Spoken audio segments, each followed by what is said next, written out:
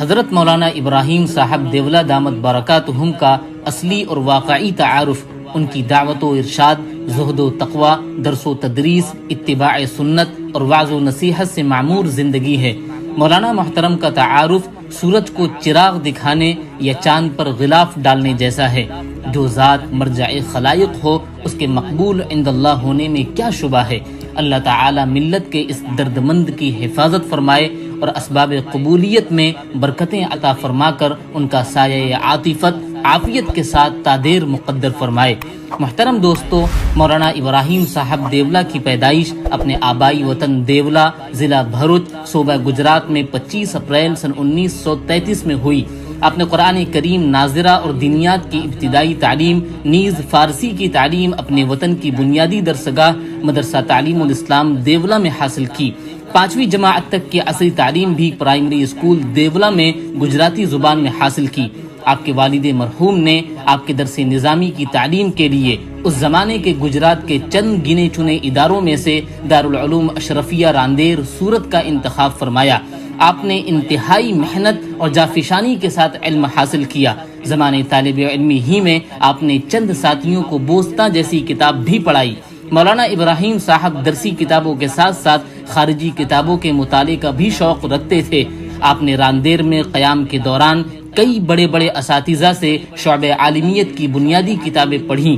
آپ کے اساتذہ میں نمایاں نام گجرات کی مائع ناز شخصیت شیخ الحدیث مولانا محمد رضا اجمیری کا ہے۔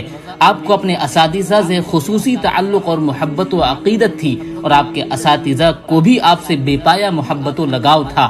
مولانا اجمیری رحمۃ اللہ علیہ بارہا آپ کا ذکر فرماتے، ملاقات کے وقت آپ دیدہ ہو جاتے، قابل دید محبت و شفقت فرماتے اور ڈھیروں دعائیں دیتے تھے۔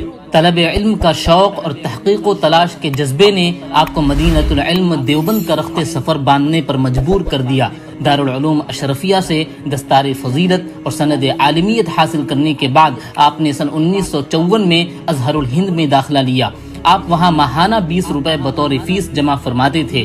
اس چشمہ فیض میں آپ نے شیخ الاسلام مولانا حسین احمد مدنی کے ساتھ ساتھ علامہ بلیاوی، مولانا اعزاز علی، مولانا ظہور الحسن رحمہم اللہ جیسے اساتین امت اور مشائخ ملت سے کسب فیض فرمایا، اور دارالعلوم دیوبند کی سند فضیلت کے ساتھ ساتھ حضرت مدنی نے بھی آپ کو خصوصی سند اور تمغہ عنایت فرمایا۔ دارالعلوم سے فراغت کے بعد اگرچہ قرب و جوار کے دیہاتوں سے آپ کو طلب کیا گیا، مگر آپ نے اشاعت علم اور تبلیغ و محنت بے انتہا لگن اور عجیب و غریب کڑھن کے ساتھ سن 1955 سے سن 1971 تک مدرسہ تعلیم الاسلام دیولہ میں طلبہ کی علمی آبیاری فرماتے رہے۔ درسی خدمات کے ساتھ ساتھ تبلیغی سرگرمیاں، اصلاحی بیانات اور دیگر گوناگوں خدمات کا سلسلہ دیولہ اور قرب و جوار اور دور دراز کے دیہاتوں تک جاری رہا۔ مولانا کو زمانے طالب علمی ہی سے اس کام سے والہانہ شغف تھا۔ فراغت کے بعد ممبئی کی ایک جماعت کی بات سن کر دل میں اس کام کا داعیہ موجزن ہوا اور باہما جان و تن اس کام کی طرف متوجہ ہو گئے۔ آپ کا پہلا چلہ سن 1958 میں اعظم گڑھ میں لگا، وہاں سے کلکتہ تبلیغی اجتماع میں شرکت فرمائی اور وہاں سے مرکز نظام الدین دہلی تشریف لے گئے۔ وہاں حضرت مولانا یوسف صاحب رحمۃ اللہ علیہ سے تفصیلی ملاقات ہوئی۔ اکابرین مرکز کی صحبت اور امت کے احوال اور ضرورت کو دیکھ کر تبلیغ و دعوت کا جذبہ آپ کے دل و دماغ پر چھا گیا۔ اس کے فوراً بعد دوسرا چلہ بھروچ اور اطراف میں لگا۔ 40 دن کے اختتام پر رویدرہ ضلع بھروچ میں ایک اجتماع کیا۔ ضلع بھروچ کے امیر حافظ محمد بخش صاحب کو مولانا کا طریق عمل اور حکمت و موعظت بھرا اسلوب بے حد پسند تھا، اس لیے کام کے سلسلے میں اکثر و بیشتر مولانا سے مشورہ فرماتے اور بذریعہ خط آپ کا عندیہ معلوم کرتے۔ یہ حضرت مولانا کی کام سے دلی لگاؤ کے ساتھ ساتھ ایمانی فراست کی بھی بین دلیل ہے۔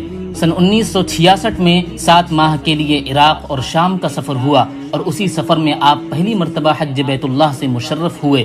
پھر سن 1969 میں ترکی، اردن اور عراق کا 19 ماہ کا سفر ہوا، جس میں آپ کو 2 مرتبہ حج کی سعادت نصیب ہوئی۔ سن 1972 میں ملیشیا، تھائی لینڈ، سنگاپور وغیرہ کا سفر حضرت جی مولانا انعام الحسن رحمۃ اللہ علیہ کے ساتھ ہوا اور سن 1972 ہی سے مع اہل خانہ مستقل قیام مرکز نظام الدین دہلی پر ہو گیا، اور اس کے بعد تو تقاضے اور مشورے کے مطابق عراق، کویت، سعودیہ عرب امارات، اردن، ترکی، انگلینڈ، امریکہ، بنگلہ دیش، پاکستان وغیرہ مختلف ملکوں کے سفر کا مبارک سلسلہ مستقل جاری ہو گیا، جو الحمدللہ تا ہنوز عافیت کے ساتھ جاری ہے۔ مولانا تبلیغ دین کے عظیم اور متبرک کام کے ساتھ ساتھ مرکز پر مستقل قیام کے ساتھ ساتھ آج تک سالوں سے اشاعت علم اور درس و تدریس کی خدمت میں برابر مصروف ہیں۔ فی الحال حضرت مولانا ابراہیم صاحب دیولہ مرکز میں تشریف نہیں رکھتے، گویا آپ نے دور حاضر میں اسلام اور مسلمانوں کی والی حامی راہ مدرسہ اور تبلیغی جماعت دونوں کو اپنی خدمت کا میدان بنا کر جامعیت اور فراست کا ثبوت پیش فرمایا اور عوام و خواص دونوں کو اپنی ذات سے یکساں مفید ہونے کا موقع عنایت فرمایا۔ محترم دوستو، مولانا ابراہیم صاحب دیولہ کی خدمات کا دائرہ اتنا وسیع ہے کہ ان کو شمار کرنا بھی شاید محال ہے۔ یقیناً حضرت کی خدمات کے پیش نظر رہتی دنیا تک حضرت کو خوبصورت الفاظ کے ساتھ ہمیشہ یاد رکھا جائے گا۔